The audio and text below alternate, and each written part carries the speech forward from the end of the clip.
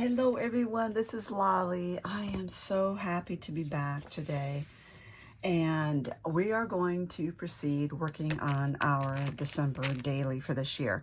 I did do a video explaining what we were doing, sort of, and a link to the supplies. So the supplies include where to get your ephemera and your paper pad from my shop, and also the free downloads you're going to need to do this. Now the angle, as you can see, is a little different. I have this kind of an angled platform on my desk so that I can see better without getting dizzy when I look down. So everything's going to slide to the bottom. We're going to have to learn to work with this as we work together. Anyway, I'm so happy to be back. I've been doing my exercises for a month to help the vertigo, and for about 2.5 weeks exercises for the blurred vision. So let's proceed. What we're doing today is we are going to be basically prepping. So we are again using 25 and Peppermint by Prima Marketing. Love this collection. It is so cute. And I took my ephemera and I put them in this little tray so I could sort through. And also you need to get your A2 envelopes. I'm using a flat flap, which is what's going to help with the templates. This is the envelope binding strips. And I have printed these just on text weight paper to show you. But when you print this out, you're going to want to print this on cardstock. You can use white or you can use color. I'm using this cardstock Warehouse. I think it's called Candy Pink. I will put the name across here for this particular color. So you want one of these for every envelope, and make sure, you know, I've been putting reminders here, print actual size. This is critical. Whatever your printer settings are, look at more settings or whatever. You need to print actual size because the default is always fit to paper. Okay, so in order to be consistent and have it fit the envelopes, you need print actual size. So the question is how many of these to print. There are 5 per sheet, and it depends what you want to do. For me, I think I'm going to use 1 envelope for 2 days. So December 1 and 2 will be 1 envelope instead of 1 envelope for each day, and because it will make less envelopes in my binder ring. It depends on how busy you think you'll be through the year, how much ephemera, journaling cards. Journaling cards are also part of the set of the downloads. So these will fit in here. You can write on there. You could put photos in here, you know, gift tags, whatever. So one thing you can do is just see how your days go. If you have a really busy day in December, maybe December 10th, give it its own envelope. Totally up to you. But I think I'll do 2 days per envelope until I get toward the end of the month. When activities got a little bigger, like have 1 whole envelope for Christmas Eve and 1 whole one for Christmas Day. So that's an option. Just keep in mind, the more envelopes, the thicker this is going to be, and you will need a bigger binder ring or even a chain through the 2 holes. So what you could do is wait until the end of the project and see just how big your stash is going to be before you purchase your book rings for that. Okay, so I print that out, and then I'm going to cut these and show you what to do with that. And then for the flap mat template, this is so that you can cut out your papers for this. You will do this again, print actual size, cut and use cardstock, but cut both of these out and glue them together. And that gives you a nice, firm template to trace on your cardstock. So that's those. Now I'm going to cut out 1 set of these. You could use your scissors, or you could use your craft blade, or you could use your paper trimmer.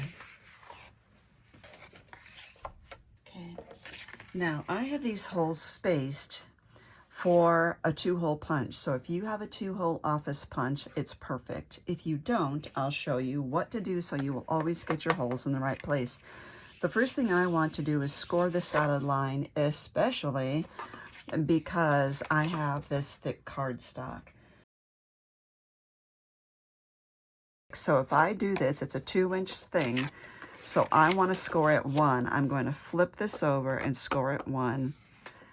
And I'm using my mini scoring board from Dress My Craft because it works on this little table here. I don't have to use a big scoring board on the this little slant table, which would be a little clunky. Now, what do you do with this? Get your little pokey tool out, and I happen to have this adorable one that was made for me by a friend with a llama on it. And you just want to poke a hole right in the center. Try to be careful, get it right in the center like that. Okay, that is just to mark this. You need to get out your liquid glue. I'm using Barely Art glue. My label has fallen off, so I have just given it my own label here. Now on this, what we're going to do is just glue to the right of that solid line between the 2 solid lines here. And it doesn't matter which way your envelope goes, this way or this way. This would be helpful to do this, to line it up with like your grid on your craft mat. Okay, get that on there. So you can see how the holes are there. That is going to help you where to punch your holes. Now you're going to glue all of this pink here. And fold that over. I love this Ergo bone folder because it covers such a wide area. Okay, now that you have these hole punched there, now that you have those holes marked, you could just take your hole punch, center it over the little hole that you made and punch. Or you can use your 2-hole punch. This is 5 3/4 inch wide. So on your hole punch, there are little dash marks here, and you want to get that so it's between 5.5 and 6, so that when you put that in there, it's perfect. Do you want to put eyelets in there? I would not put eyelets in every one of my envelopes, and the reason is that you're going to find it'll make it so thick here that it's going to be too bulky. So if you want, you can do the front envelope and the last envelope, or we can make a cover for the whole book. That's another idea there, which I think I probably am going to do, is make at least one thing for the front. Now we have this done. We're going to do this to all of our envelopes. Let's do this. I'm going to make 12 of these, and that will cover up through December 24th. And then I will have one that's just Christmas. That's what I'll do. Okay, and I will do those off camera. Okay, so I have all of those done. So I believe that should be 13 here.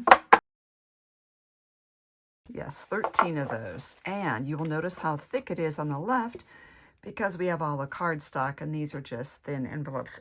Once we start adding cardstock to these to fill them out, then you will see it kind of grow and develop. We have a couple options in how we're going to decorate this, and throughout the whole thing, I'm going to be telling you, do it your way and whatever makes you happy and what inspires you. So many different ways you can approach this, and I will do it my way and offer suggestions as we go. One thing that I would do is to go through your paper pad, and again, there are 4 sheets of each design, but I would choose, if you do want to make a separate cover, what design do you want for your cover piece? And I think I'm going to do this sleigh ride one right here. And the reason you need to choose that now is to get that out of the pack. Whoops, we just lost an envelope here. You want to get this out of the pack and set it aside. So I'm going to put mine kind of in my envelope box so I don't lose it. And now we know that we can use all of this for decorating our envelopes. Okay, and another thing you might want to do besides getting your envelopes all prepped is to go ahead and get a couple sheets of cardstock, solids or prints, but preferably solids, that will match the colors in these. So I would take this cover into your craft store, local scrapbook store, and then so you can match the colors up perfectly. I don't bring my whole pad in case they happen to be selling the same pad. I don't want to be walking around carrying this. So I would just take this off and go shopping to get a couple sheets just for accents. And it's up to you, you know, are we decorating the front and the flap and the back, or just the front? Again, these are options. If you're going to decorate the back, you're going to need a little extra paper. So get those ready and we will come back next time. So look underneath this video for all of your links. I'm going to give you a link to the whole playlist of all the videos for this, and you can watch them over and replay certain areas where you get stuck, and you can get your downloads. Thank you so much for watching.